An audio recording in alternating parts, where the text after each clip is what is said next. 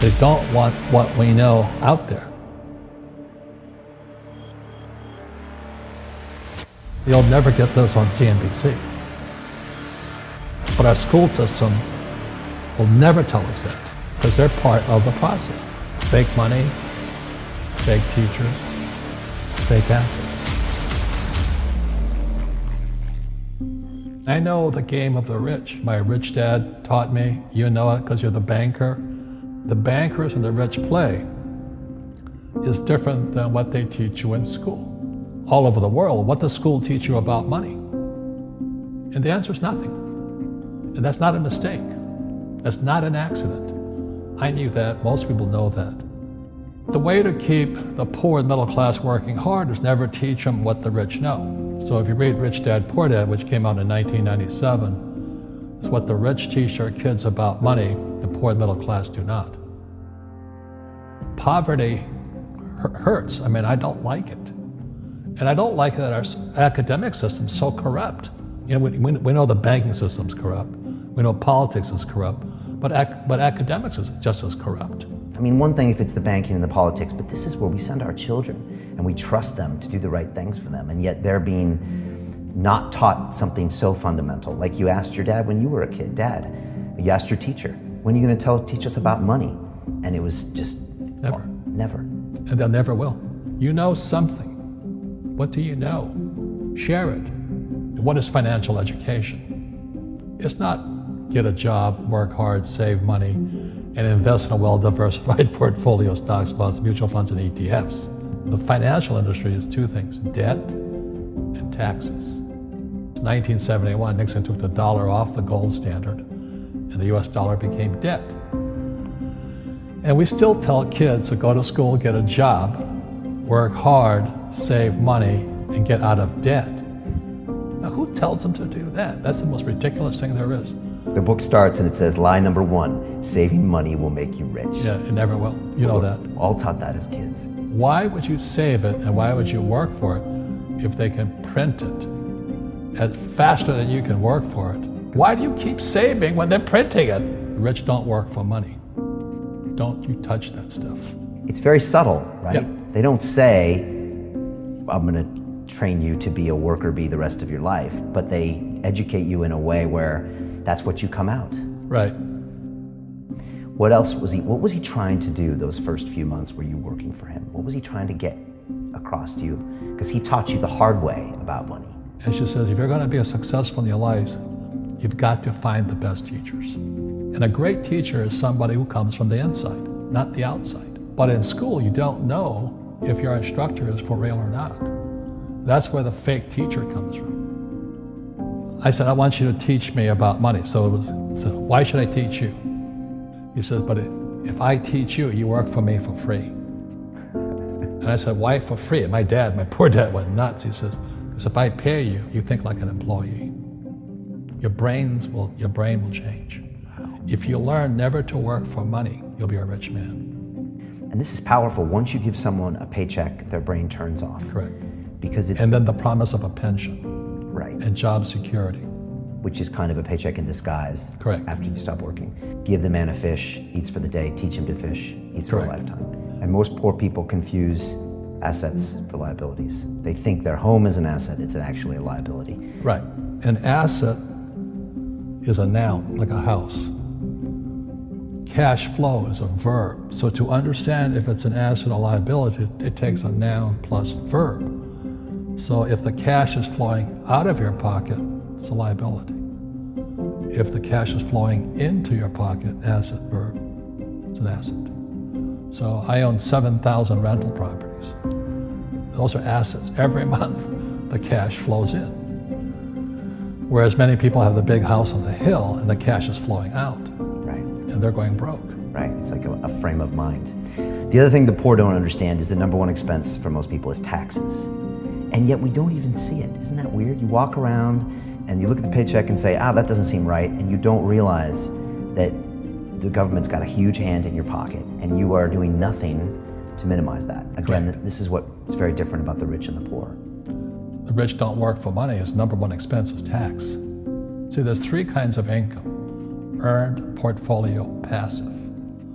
So earned income is if I get a job, that's earned income. If I'm a doctor or a programmer, that's earned income because I'm working for it.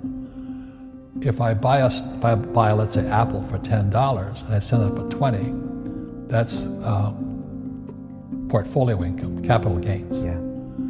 But passive income, which is cash flow, is never taxed. And so these guys are screaming right now in America, tax the rich. I said, good luck. Because most of the guys complaining, they don't know there's three kinds of income. And the rich don't have jobs anyway.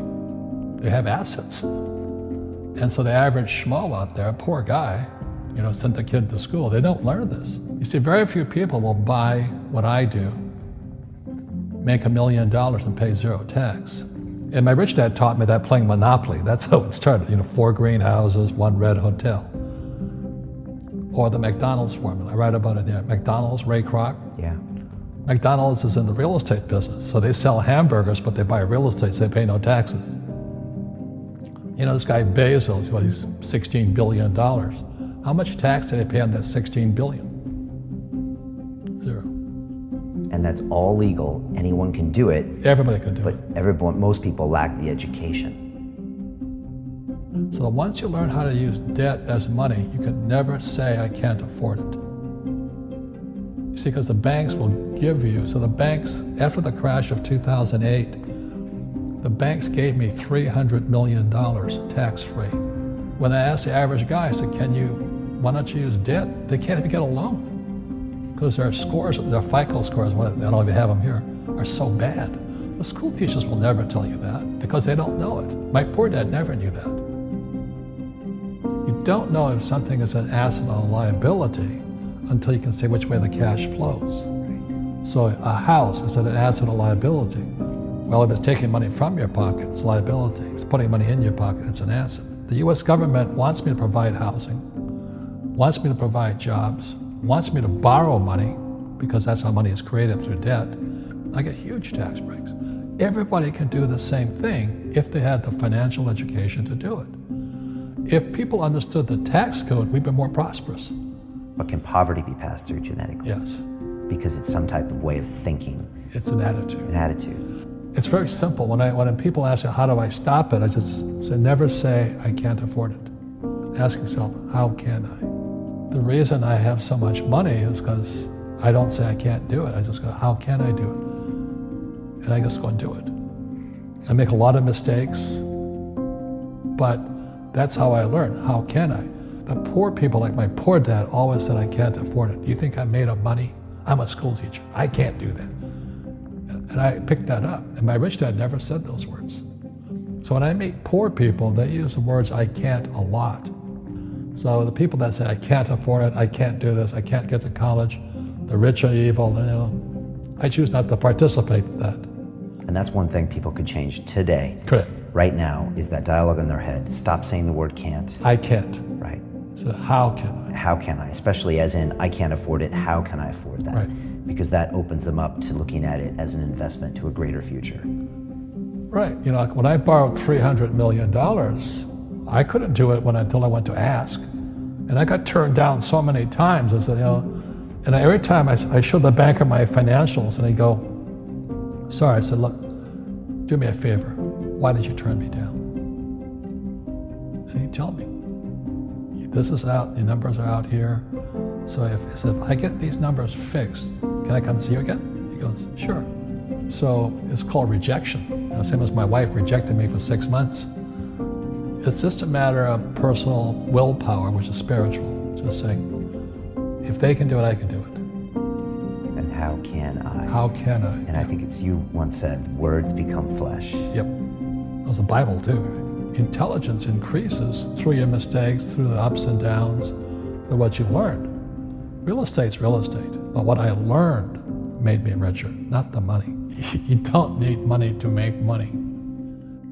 I think all of us, every human being has that low point in their life.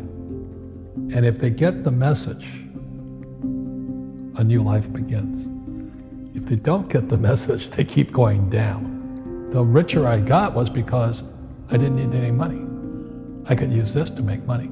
But how did I get there? Is I made a lot of mistakes. people are afraid of making mistakes and all this, fear of failing, it limits them. Nice, so very nice. So many people trapped in the same device.